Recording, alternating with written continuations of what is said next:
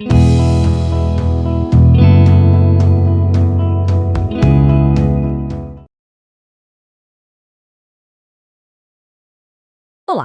Bem, ter um imóvel é sem dúvida uma grande conquista, não é mesmo?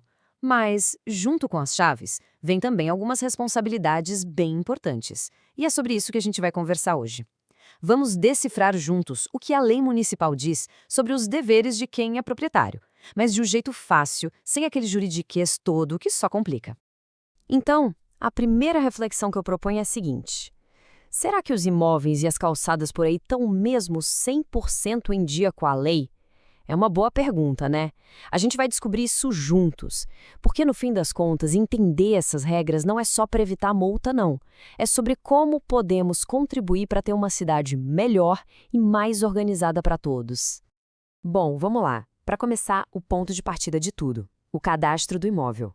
Pode até parecer só mais uma burocracia, aquela papelada toda, mas acredite, manter as informações da propriedade sempre atualizadas lá na prefeitura, esse é o passo número 1, o mais fundamental, para evitar muita dor de cabeça lá na frente. Ok, e qual é o nome técnico disso? A atualização cadastral. O nome já diz tudo, né? É basicamente a obrigação legal de manter a ficha do imóvel sempre em dia lá nos registros da prefeitura. É fundamental enxergar isso não como um detalhe sem importância, mas como uma regra do jogo. Faz parte. Mas tá, quando exatamente essa atualização é obrigatória? A lei nesse ponto é bem específica, olha só. Fez uma reforma? Ampliou um cômodo? Ou, ao contrário, demoliu alguma parte? Isso precisa ser comunicado. Vendeu imóvel ou mudou responsável? Também. Mudou o tipo de uso, por exemplo, de residencial para comercial? Tem que avisar. E qualquer outro fato que possa afetar o cálculo de impostos, tudo isso exige uma comunicação formal à prefeitura. Não tem escapatória. E aqui tem um ponto que é crucial, e a lei deixa isso bem amarrado. A responsabilidade pelas informações que são declaradas é inteiramente de quem declara, ou seja, do proprietário. Se tiver algum dado errado, incompleto, não dá para dizer: "Ah, não fui eu". A responsabilidade legal é total. Ponto final. Certo. E se isso não for feito? Qual a consequência prática? Bem, o imóvel passa a ser considerado legalmente como irregular. E o que isso quer dizer na vida real? Quer dizer que um simples descuido pode virar uma baita complicação na hora de pegar um alvará para uma obra nova ou até mesmo na hora de vender essa propriedade. Trava tudo. Beleza, já falamos da parte de dentro, da documentação. Agora, vamos para a parte de fora, porque a responsabilidade do proprietário não acaba no portão, viu? A calçada, que é um espaço público de todo mundo, também entra nessa conta. É um dever do dono do imóvel. Vamos entender direitinho como isso funciona? A lei é bem clara em separar o joio do trigo, o que é uma calçada correta e o que é uma calçada irregular. Basicamente, o que se espera? Que ela esteja em perfeito estado de conservação, livre de qualquer obstáculo, limpinha e segura para todo mundo passar. E olha que interessante, tem um detalhe na lei. Se mais de um terço da calçada estiver danificado, não adianta fazer remendo. A exigência é reconstruir tudo. Tá, mas e se a calçada não estiver legal, o que acontece? A prefeitura segue um roteiro, um processo bem definido em 3 passos. Primeiro, ela envia uma notificação oficial, é o aviso. Segundo, a pessoa tem um prazo, geralmente de 30 dias, para arrumar o que está errado. E o terceiro passo, bom, se o prazo passar e nada for feito, aí vem a multa.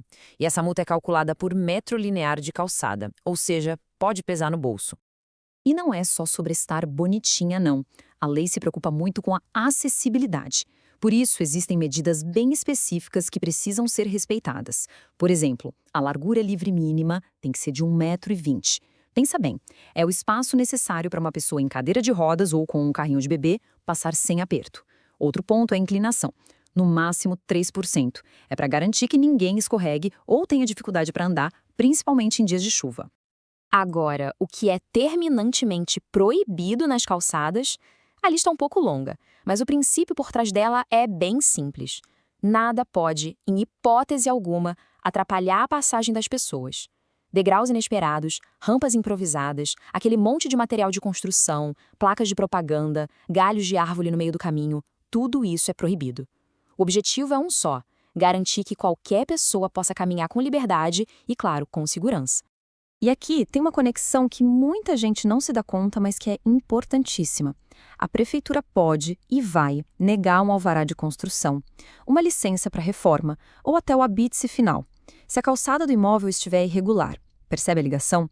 Um problema do lado de fora pode, sim, travar completamente os planos do lado de dentro. É uma condição, não uma sugestão. Bom, a gente viu bastante coisa, né? Sobre o cadastro, sobre a calçada. Então, para fechar, o que é essencial levar dessa nossa conversa? Vamos recapitular os pontos-chave para ficar bem claro. No fim das contas, a mensagem principal que fica é a seguinte: manter os registros do imóvel e a calçada em ordem vai muito além de uma simples obrigação legal para evitar a multa. É, na verdade, um ato de cidadania. É a gente entender que cada propriedade é uma peça de um quebra-cabeça muito maior que a cidade. E, portanto, cuidar do que é nosso é também cuidar do que é de todo mundo. E tudo isso nos traz de volta aquela primeira pergunta, só que agora com muito mais informação para a gente pensar. O imóvel está preparado para uma eventual fiscalização? É uma reflexão importante. E vale lembrar, estar em dia com a lei não é só para evitar problemas. É sobre cada um fazer a sua parte para uma cidade mais segura, mais acessível e mais organizada para todos nós.